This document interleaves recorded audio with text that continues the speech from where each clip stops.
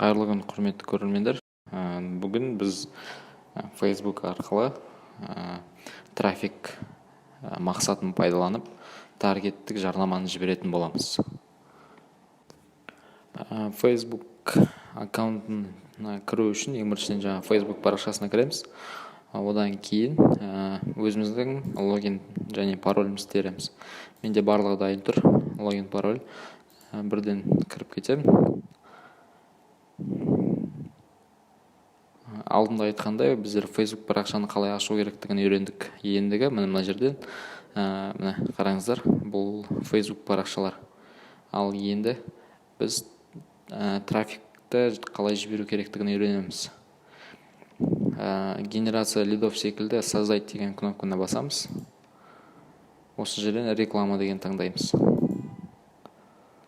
Басқа бетке өтіп кетеді.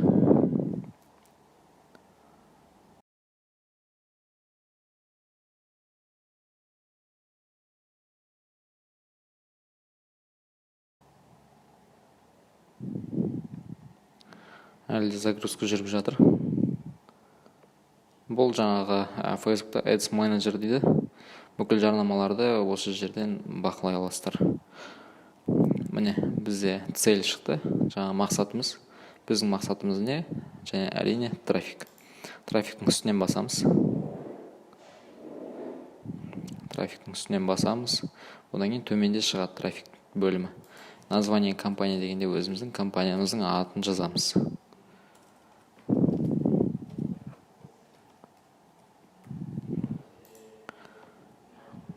Келесі. Продолжить батырмасын басамыз.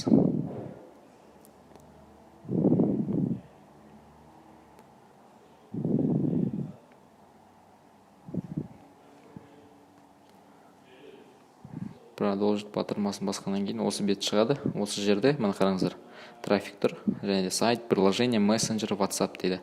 Бұл жерде қазір біздер WhatsAppқа жібереміз. Трафик дегенде, яғни бүкіл бізге жаңағы келетін клиенттер WhatsApp арқылы жазатын болады. Бұл жерде, мына жерде WhatsApp дегенді белгілемейсіздер. Сайт деген тұру міндет. Көп адамдар WhatsAppты белгілеп қойып, одан кейін қалай жасау керектігін шатасып қалып жатады. Сондықтан тек қана сайтты, мына осы жерде сайтта тұрады, және де бұны қозғамаймыз. Ары қарай кеттік. Бірден аудиторияға өтеміз. Аудиторияны қалай таңдау керектігін алдында үйреткен болатынбыз. Сондықтан бұрын сақталған аудиторияны қайтадан таңдаймыз.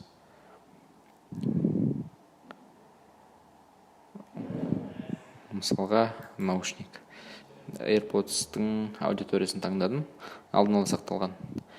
Одан кейін төменге түсеміз. Бұл жерде место размещения, яғни жарнамаңызды қай жаққа жібергіңіз келеді. Facebook немесе Instagramға. Осы жерде автоматически деп тұрады. Бұл жерден редактировать дегенін басамыз. Редактировать басқаннан кейін, міне, устройство бар. Осы устройствоға кіріп, міндетті түрде ПК деген жаңа персональный компьютер дегенді алып тастаймыз. Бұл не үшін? Себебі адамдар персональный компьютер арқылы отырмайды.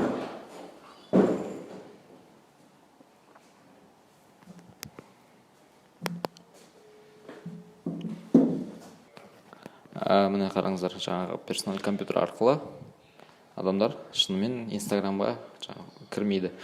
Яғни тек қана көп адамдар шынымен 99% телефон арқылы кіреді. Сондықтан бұл жерден ПК дегенді алып тастаймыз. Үстіне басамыз, бірден алып қалады. Осы жерде мобильный устройство деген шығады. Осылай тұрады. Одан кейін біздер қазір рекламаны Инстаграмға жібереміз. Біздің аудиториямыз Инстаграмда отырады. Сондықтан Facebook, Audience Network, Messenger барлығын алып тастаймыз. Бізге бұлардың қажет жоқ. Одан кейін, мысалға, сізде қайсысы қажет? Facebook қажет болып қалуы мүмкін. Сізге жаңағы Facebook керек болса, Facebook'ты белгілейсіздер. Үстінен басып, осы жерден сізге керегін таңдап аласыздар. Лента керек болса лента. Мына жерде stories бар. Stories болса stories. Facebook stories'ті ешкім қарамайды. Әзірге ешкім Facebook stories'ті қарамайды. Сондықтан оны белгілеудің еш мағынасы жоқ. Бізге Facebook қажет емес. Әзірше одан кейін міне Instagramға жіберетін боламыз.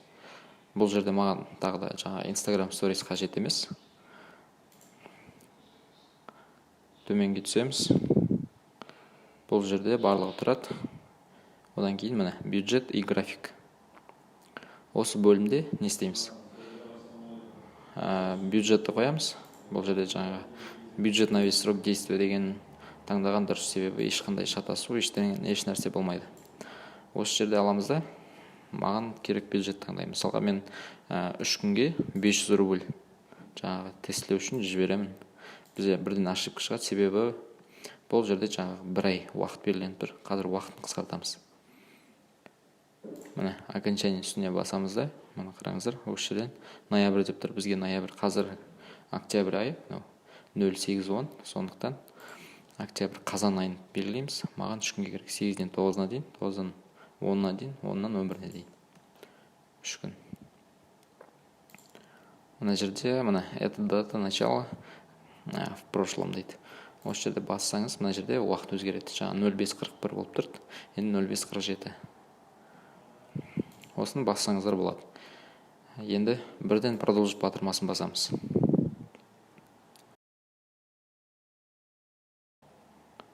Продолжить батырмасын басқан кезде осы бет шығады. Бұл реклама беті. Осы жерде Facebook страницамызды таңдаймыз. Мысалға менде өзі дайын тұр. Сіздерде дайын тұру керек. Осы жерден осын енді төменге түсеміз. Бұл жерде кольцевая галерея бар, одно изображение или видео, және де подборка бар. Бұл жерде жаңағы ең мен ұсынатыным бұл одно изображение және видео. Осы жерден төменге түсеміз де добавить медиафайл дегенді басасыз.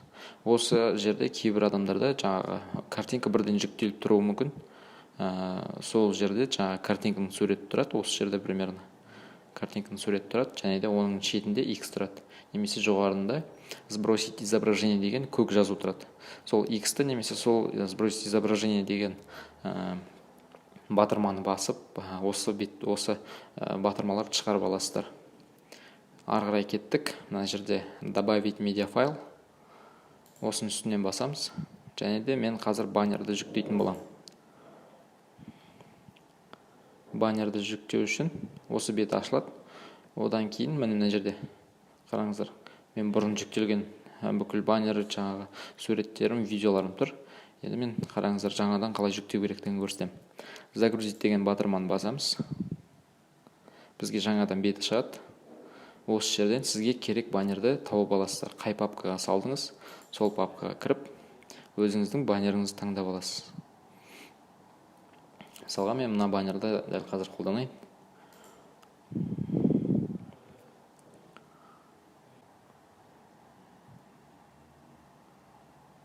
Және де баннер осылай жүктеліп болғаннан кейін барып, далее батырмасын басамыз. Жалғастыру батырмасын басу керек. Міне, басқан кезде осылай шығады. Бұл жерде жаңа біздің суретіңіздің размері 990-1069. Instagram форматынан келеді.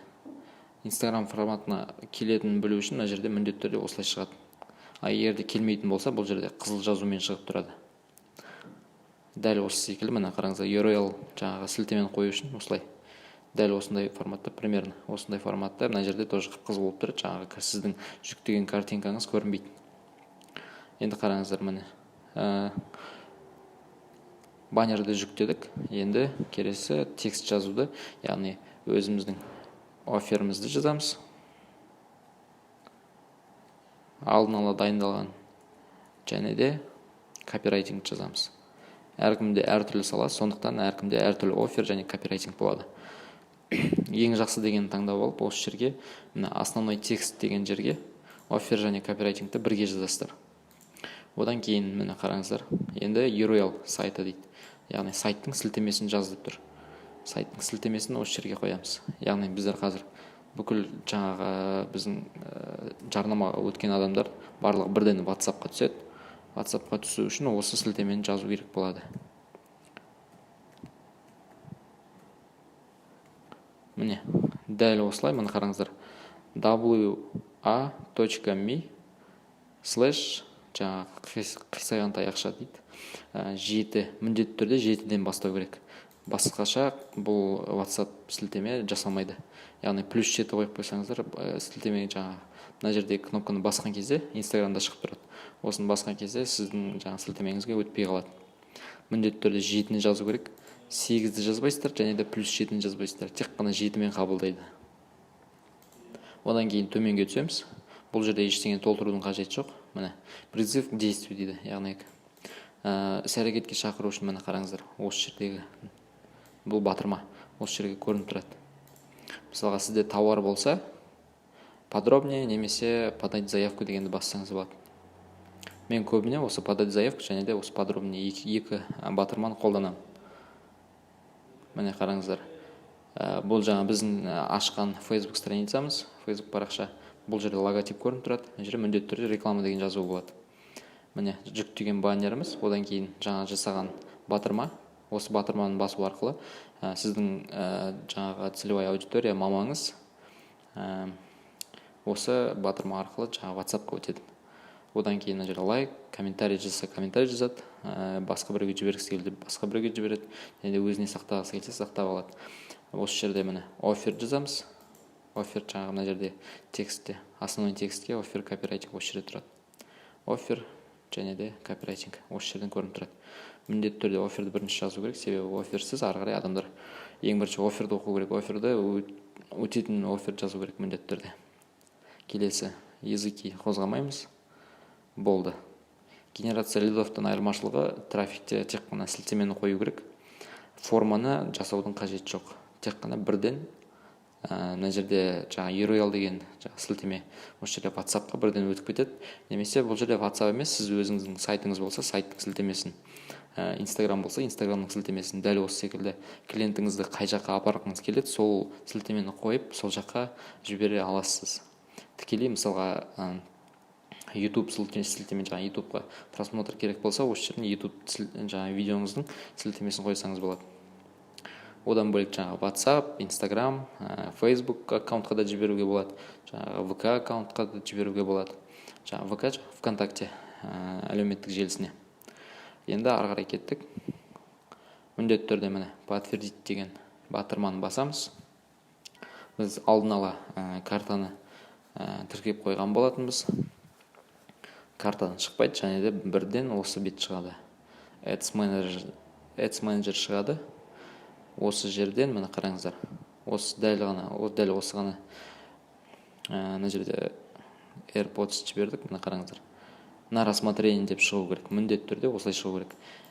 Немесе мысалға бір нәрсесі дұрыс емес болса, немесе баннеріңіз шамалы болатын болса, мына жерде нет показов деп шығып тұрады. Жаңағыдай Facebook сіздің жарнамаңызды қабылдамайды. Сол кезде осы жаңағы қызыл нүкте тұрады. Соның үшін жаңағы редактировать етіп, осы редактировать. Бұл бұрынғы жіберген жарнамалар. Осы жерден редактировать етіп, міне группа объявления, реклама. Бұл жерде группа объявлениеда қараңыздар. Аудиторияңызды өзгертесіздер, жасын, қаласын деген секілді.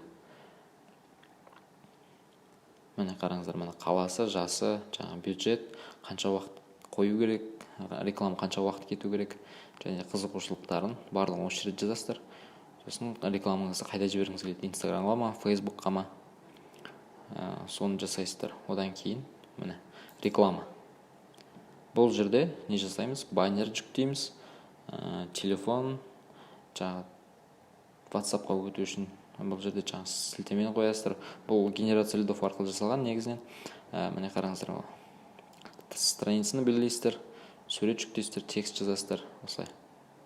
Мына жерде трафик екен, қателесіп кеттім, кешірім сұраймын.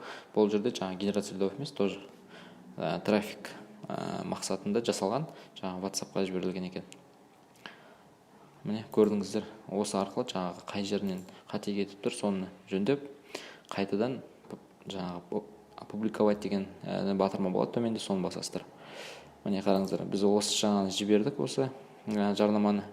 Енді бұл жарнама мен сіздерге көрсету мақсатында жібердім. Қазір осыны айырып тастаймын, яғни өшіріп тастаймын. Өшіру үшін мына жерде көк батырманы басасыздар. Міндетті түрде сұр түске айналады. Мысалға, мынау да маған керек емес. Так, мына қараңыздар, өшті. Және де мысалға реклама ертең кеткен кезде мына қараңыздар, осылай шығады жаңағы количество кликов, трафикпен жіберсеңіздер, ал генерация лидовпен жіберсеңіздер, қазір көрсетемін, лид форма деп тұрады, мына жерде сан тұрады, сызықшаның орнына сан тұрады. Жақсы, бүгінгі осы трафик сабағы бітті. Тамашалағандарыңызға рахмет. Каналға жазылып тіркеліп қойыңыздар. Әлде осы таргетинг бойынша, маркетинг бойынша бүкіл сабақтар шығып отырады. Апта сайын 2 видео, 1 видео шығып отырады міндетті түрде. Жазылып, лайк басып, комментарий жазып, өзіңіздің жаңағы таргетингте қандай